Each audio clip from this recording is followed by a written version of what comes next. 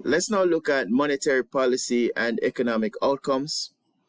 And to do this, we will use the market for loanable funds to show the effect of the actions of the Federal Reserve. And of course, in America, that's the name for the central bank. In other countries, the central bank might be the bank of the country. So for example, the Bank of Japan, the Bank of China, and so forth.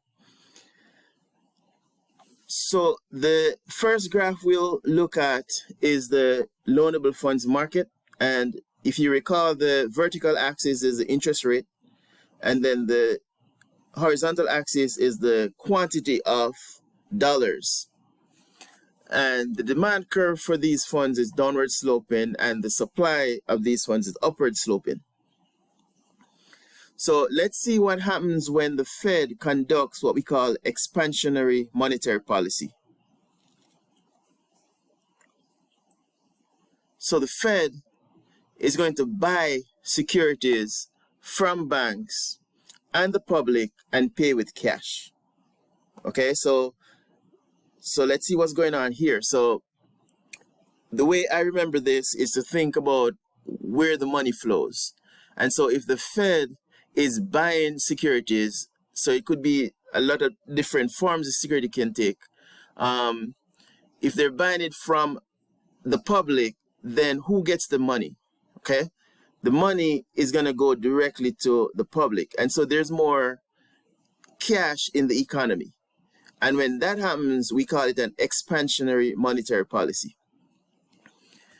The effect of this is to increase the supply of loanable funds, because now the public and commercial banks have this money to loan to the public, and so we have more cash in the hands of the agents in the economy, and so we have this effect.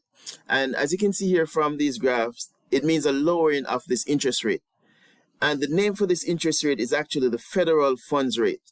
All right, and we say federal funds, but it's not really the amount the Fed charges. The federal funds rate is actually the amount the commercial banks charge to each other and the public to for loans, right? So that's what is gonna be lowered in this case.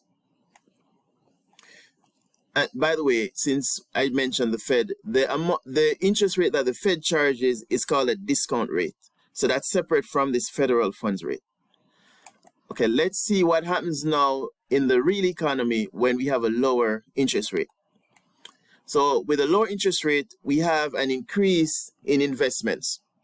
So why might this be the case? Let's see. So let's say you have a business, all right, and you want to borrow money for your business. If the interest rate drop from, let's say, 5% to 1%, would you be more likely to borrow money? You would, because that's the cost of borrowing these funds. And so, of course, you're going to borrow more money in that case.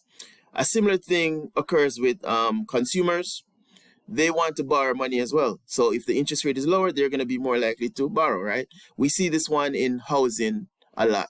So if the interest rate is lower, people are going to want to purchase houses because they can get these good these loans on good terms.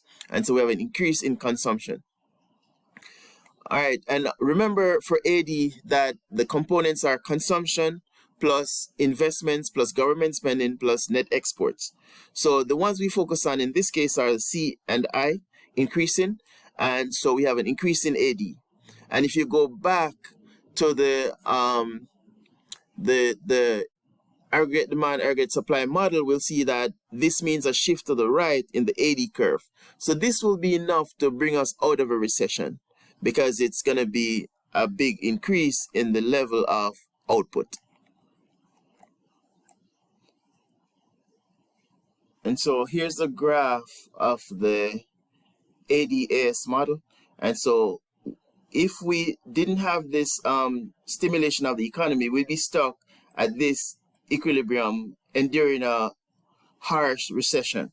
And so with the stimulus, then we have a jump in AD from AD0 to AD1. And so we're back at the full employment level of output.